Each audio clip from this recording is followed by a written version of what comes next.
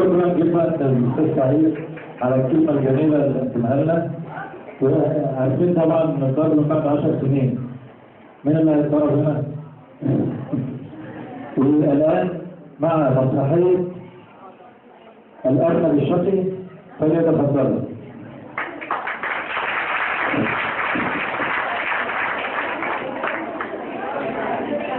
نعتذر لبس الوقت بدون وقت للدكتور سعيد. هنقدم ترجمته الاول وبعد كده الارنب الشقي. بس انا كنت عايز اتفرج على الارنب الشقي. كنت عايز اتفرج على الارنب الشقي. طيب اتفضل.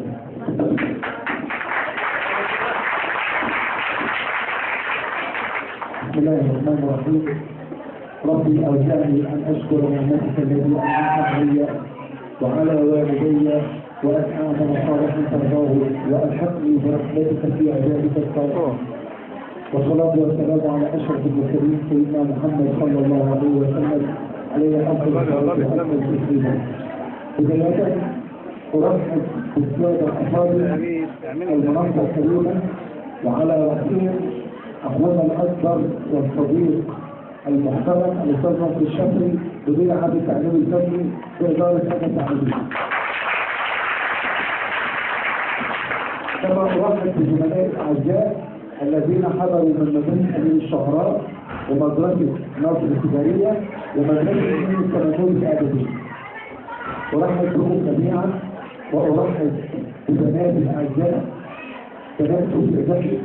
كما أرحب بزملائي الأعزاء الأستاذ سيد القنوات مدير المدرسة وزملائي الأعزاء الذين حضروا من المدرسة.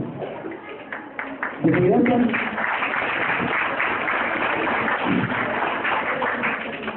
يوم السبت الماضي عندما حضر معالي السيد وزير التعليم لقد وضعت مدرسة توكيا ذكي إدارة أجا وساما كبيرة. فزملائكم من بنات مدرسة توكيا ذكي أحسنوا العرض، ويكفي أن السيد الوزير وزير التربية والتعليم والسيد الوزير المحافظ توقفت عند مشروعين من مشروعات توكيا ذكي بكل إجلال واحترام وتقدير. فتحية لزملائكم الذين شرفوا إدارة أجا التعليمية. الوزير الصفر توقف كثيرا هو السيد وزير المحافظ نظر لأن صاحبات هذا المشروع وعلى رأسهم الأستاذ محمد زكي وهو المدرس الذي يقدم كثيرا من الإنجازات والإبداعات. قدم لنا العام الماضي إنجاز لإدارة أجا التعليمية وقدم لنا هذا العام إنجازين كبيرين. فعندما أحدث إلى مدرسة توكيا ذكي يسر قلبي سرورا عظيما والله.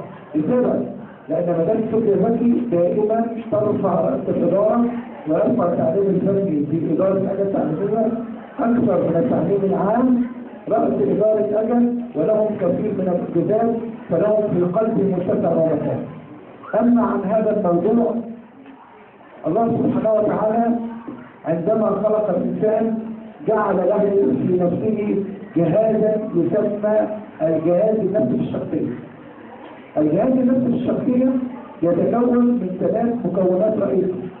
المكون الأول اسمه الهم، يعني عندما تجدك شريرا ما عندك صراعات قصة الشر أعلى من قصة الخير فأنت عندك داخليا الهو عالي. وهناك قسم آخر يسمى قسم الأنا. الأنا هو الرجل الطيب في الشخصية. من حكم الله جل وعلا في هذا الخلق الكريم أنه جعل الإنسان ما بين الشر وما بين الخير، فخلق له جزء آخر اسمه الأنا الأعلى. والمكونات الثلاثة التي ذكرتها ليس لها أجهزة في داخل الجسم، يعني ليس الجهاز كالجهاز الهضمي أو الجهاز التنفسي، ولكن بالمكونات رئيسة في الشخصية. وصدق المولى إذ يقول في كتابه العزيز: ونفس وما سواها فألهمها فجورها وتقواها. إذا ما علاقة ما نقوله بالأنات؟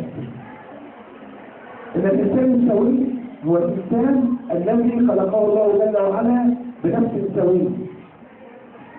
الكل وأنا منكم معاند، والكل وأنا منكم بشاكل، والكل وأنا منكم في داخله شرور نفسي، ما عدا النبي صلى الله عليه وسلم أن الله جل وعلا أكرمه، والله جل وعلا أحسن خلقه، والله جل وعلا أحسنه في كل شيء. فكان النبي صلى الله عليه وسلم عليه الصلاة والسلام أفضل البشر جميعا. أما عن موضوع الأناس فأنت وكلنا يجب علينا جميعا أن نهدئ من أنفسنا.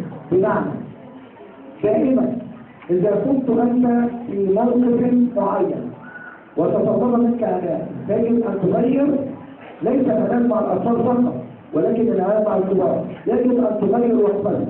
فإذا كنت منفعلا وأنت جالس قف، وإذا كنت منفعلا وأنت واقف اجلس، لأن موضوع الأناس لا تستطيع أن تسيطر عليه. يعني كما تفضل الزميل الفاضل بالاتجاه كما نقول الترجمة الحديثة، الاتجاه نحو القصص، الاتجاه نحو الهوايات، كلها أمور مفيدة ومهمة، ولكن أيضا اتجه إلى السيرة البشرية أولا.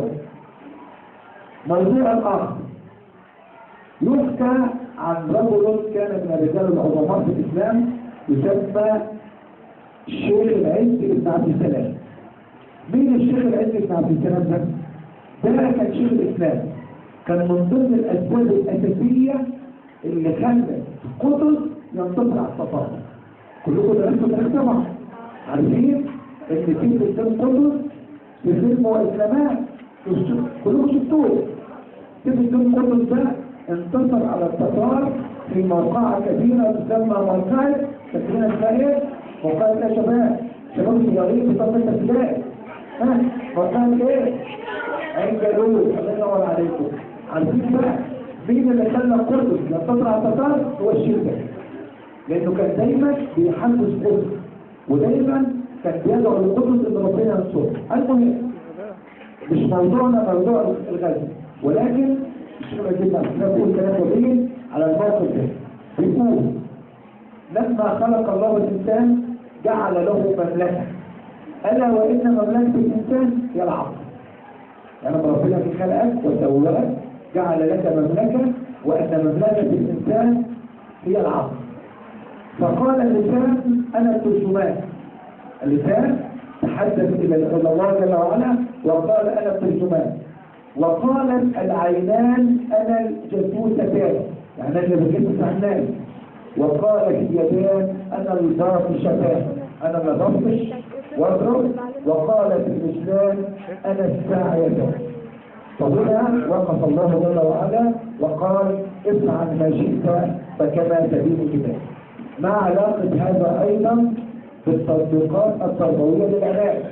أقول لك أن الله جل وعلا خلقك فسواك فأحسن خلقك، فينبغي عليك أن تسيطر على مشاعرك. يعني من ضمن المطلوب اللي عندنا البنات الأعزاء، بنات سوفيا زكي في العناية، جابوا من ضمن الحاجات أول حاجة إن أنا من ضمن حاجات العناية أو العناية إن أنا أسمع طفل الأول أو أسمع اللي بيتكلم الأول علشان هو يسمعني. ده كلام صح، ولكن علشان هو يسمعني لازم أوزار صح. بمعنى إن أنا العقل ربنا خلقوني جميل وخلقوني في أحسن صورة، وربنا أنعم عليا بنعمة العقل، ينبغي أن أستغل العقل في الأشياء المفيدة. بمعنى احنا مش بنقول لحضراتكم جميعا ما نتفرجش على التلفزيون، ولا بنقول لحضراتكم جميعا ما نسمعش راديو، ولا بنقولش نسمع اغاني، نسمع كل حاجه، ولكن نسمع الاغاني او نسمع التلفزيون او نسمع هذه الاشياء ونستفيد منها. بمعنى ان الله سبحانه وتعالى عندما خلق لنا العقل يجب ان نستفيد بنعمه العقل.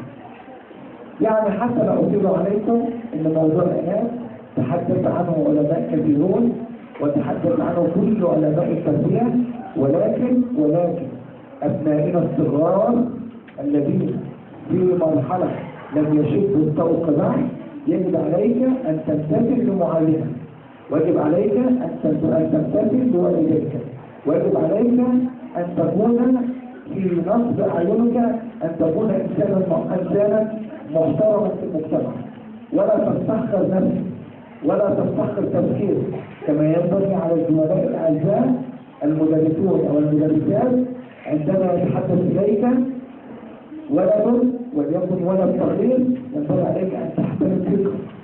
فمعظم المشكلات التي نراها في بيوتنا وفي مدارسنا ابنك يتحدث معك وأنت غضبان، اسكت يا ما تتكلمش دلوقتي.